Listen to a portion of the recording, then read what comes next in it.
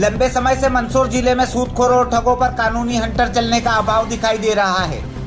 यही कारण है कि यहाँ ठगों और सूदखोरों की दुकानदारी बेधड़क चल रही है।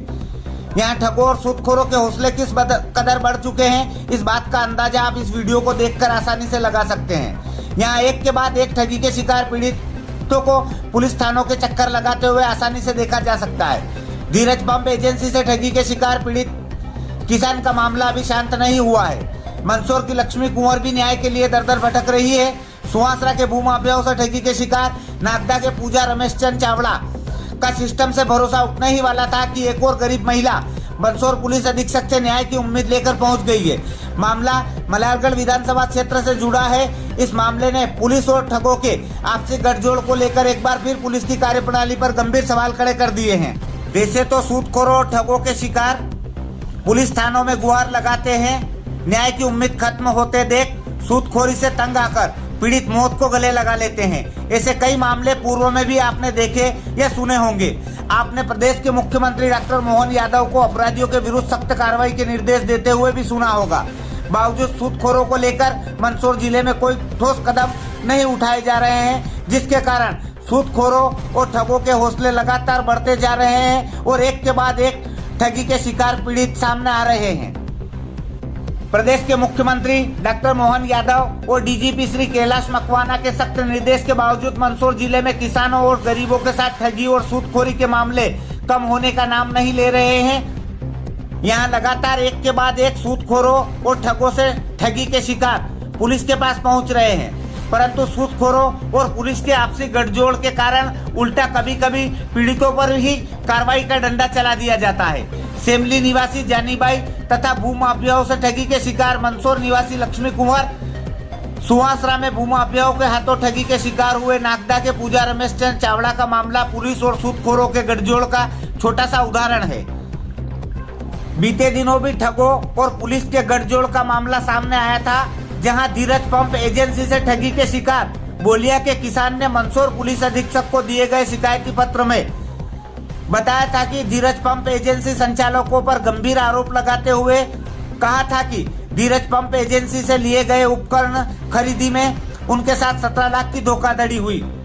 पीड़ित किसान 1 साल तक चक्कर लगाता रहा, तब जाकर आरोपी पर मामला दर्ज हुआ। उधर मामला तो दर्ज कर लिया, लेकिन गिरफ्तारी से पहले खात्मा काट दिया। मामले में किसान ने एसडीओपी नरेंद्र सोलंकी पर आरोपी को संरक्षण देने का आरोप लगाते हुए मंदसौर पुलिस अधीक्षक अभिषेक आनंद से गुहार लगाई थी। एसपी अभिषेक आनंद का अचानक तबादला होने के बाद मामला ठंडे बस्ते में चला गया, जिसके कारण ठगों के हौसले लगातार बढ़ते जा रहे हैं। इसी परिणाम स्वरूप सेमली की एक और महिला पुलिस कप्तान के पास ठगी की शिकायत लेकर पहुंची।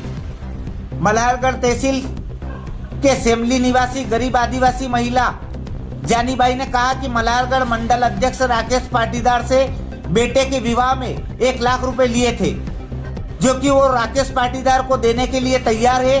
बावजूद राकेश जमीन हड़पना चाहता है। महिला द्वारा विरोध करने पर पुलिस थाना पिपलिया मंडी पर महिला और उसके दोनों बेटों के विरुद्ध मामला दर्ज कर लिया गया। मंगलवार को एसपी की जन सुनवाई में पहुंचकर अपने साथ हुई न्याय की दास्तान सुनाते हुए महिला ने बताया कि राकेश पाटीदार से बेटे के विवाह के समय लिए गए रुपए महिला देने को तैयार है, परंतु महिला का आरोप है कि राकेश ने महिला की जमीन को धोखाधड़ी से उसके नाम करवा लिया। महिला द्वारा विरोध करने पर पुलिस थाना पिपलिया मंडी में महिला और उसके दोनों बेटों के विरुद्ध मामला भी दर्ज करवा दिया और खेत पर जबरन फसल काट कर ले गया। उधर बीते दिनों राकेश पाटीदार की दबंगई से परेशान गरीब महिला ने एक वीडियो बनाकर सोशल मीडिया पर वायरल किया। इसके बाद इस पूरे मामले में बेरोजगार सेना मैदान में कूद पड़ी।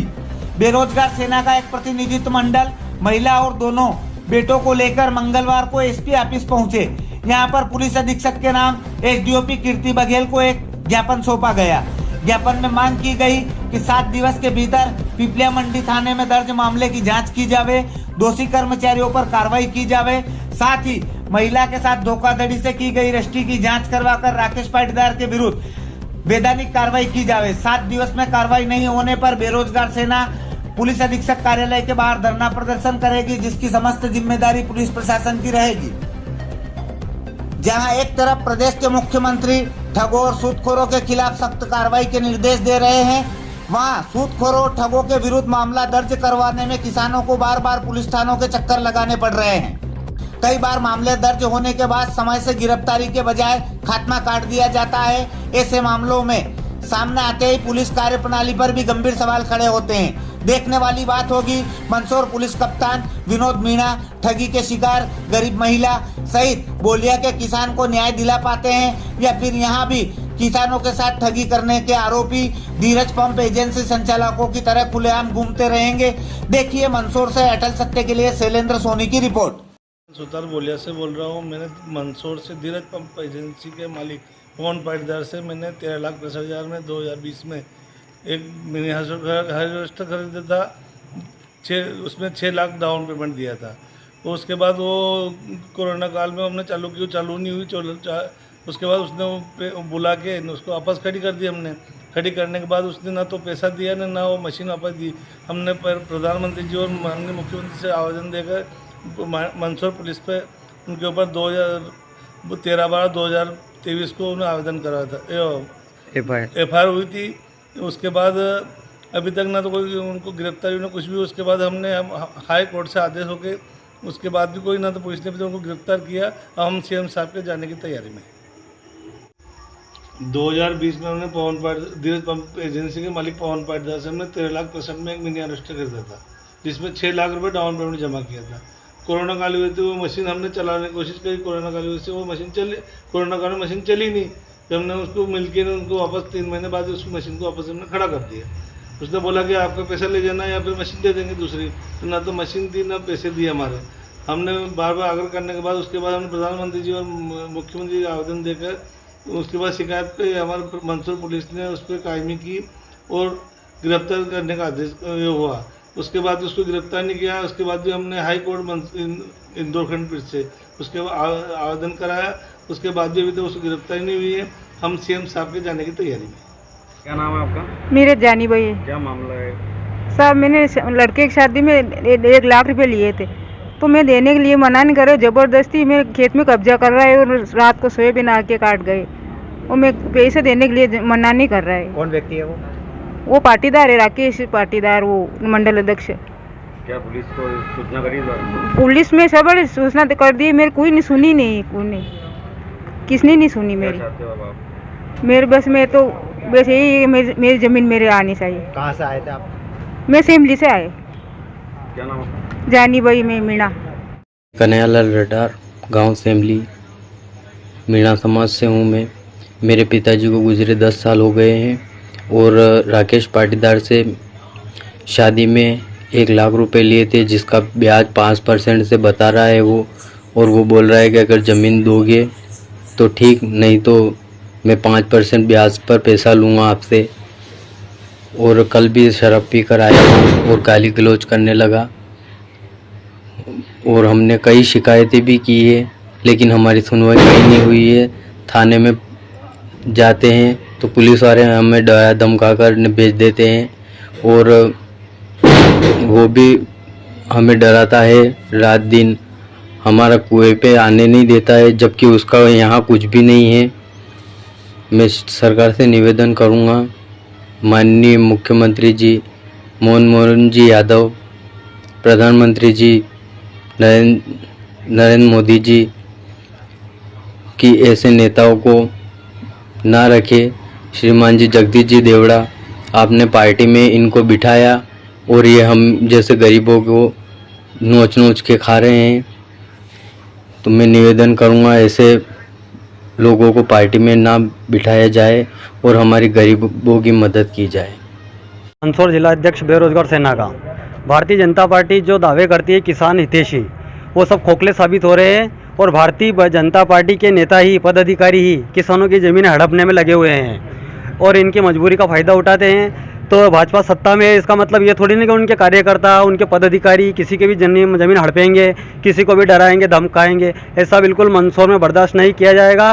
भाई वकील बंजारा के नेतृत्व में हम मैदान में आएंगे और भाजपा से हम बिल्कुल आमने सामने की टक्कर लेंगे। इसलिए लेंगे कि हम गरीब का साथ देंगे। ये मतलब नहीं है कि आप सत्ता में हो तो किसको भी कुछ भी करोगे, किसकी भी ज़मीन हड़पोगे। आप देखो उनको, जानी बाई को, उनके घर की कंडीशन देखो, उनके बच्चों को देखो उनको दया आना चाहिए और जगदीश देवड़ा अपने मंदसौर के डिप्टी सीएम हैं, उनको उनके कार्यकर्ताओं पर लगाम लगाना चाहिए, उनके पदाधिकारियों को थोड़ा कंट्रोल करना चाहिए कि उनके कंट्रोल से बाहर हो रहे हैं। ये बिल्कुल बर्दाश्त नहीं करेगी बेरोजगार सेना, बिल्कुल मैदान में आएगी 7 दिवस के अंदर इनको अगर न्याय नहीं मिलता है तो। क्या नाम आपका? मेरा नाम दिनेश प्रजापति है, मैं बेरोजगार सेना का जिला अध्यक्ष हूँ। मामला है क्या? ये पिपलिया मंडी गांव सेमली का मामला है। एक मीणा समाज की पीड़ित महिला जानी बाई के साथ फर्जीवाड़ा किया गया है। राकेश पाटीदार मंडल अध्यक्ष है भाजपा के, उनके द्वारा लाख रुपए उधार देकर फिर वसूली को लेकर जमीन की रजिस्ट्री करवाकर और फर्जीवाड़ा करके और जमीन पर कब्जा करने को लेकर ये वाला मुद्दा इसमें हमने बेरोजगार सेना के माध्यम से हमने उठाया है कि जो इधर पीड़ित के साथ एक भाजपा के जो मंडल अध्यक्ष लगातार दबाव बनाकर पुलिस प्रशासन पर और पीड़ित के बच्चे, दोनों बच्चे और पीड़ित की जो महिला है जो जानी बाई है उसके ऊपर मुकदमा फर्जी करवा दिया है और जमीन पर कब्जा करा है इन्होंने, उसको लेकर है। न्याय नहीं मिलता था, आगे क्या रहेगा? ये तो हम 7 दिवस का हमने कल आज हमारा धरना था, बहुत बड़ा ना हुए 5000 से अधिक लोग हमारे साथ बेरोजगार सेना के माध्यम से ना खड़े रहते महिला के साथ। कल शाम को हमें आश्वासन दिया गया है पुलिस प्रशासन द्वारा भी 5 लोगों की कमेटी अब आई है और बैठकर हम बात करेंगे और इसमें हम संज्ञान में लेकर तत्काल हम कार्रवाई करेंगे और 7 दिन का हमने समय दिया है। 7 दिवस में नहीं होता है, 7 दिवस के बाद हम एसपी कार्यालय पे पुलिस अधीक्षक का घेराव करेंगे और पूरे दमदार से बेरोजगार सेना ना खड़ी रहेगी। वकील बंजारा, बेरोजगार सेना प्रदेश अध्यक्ष।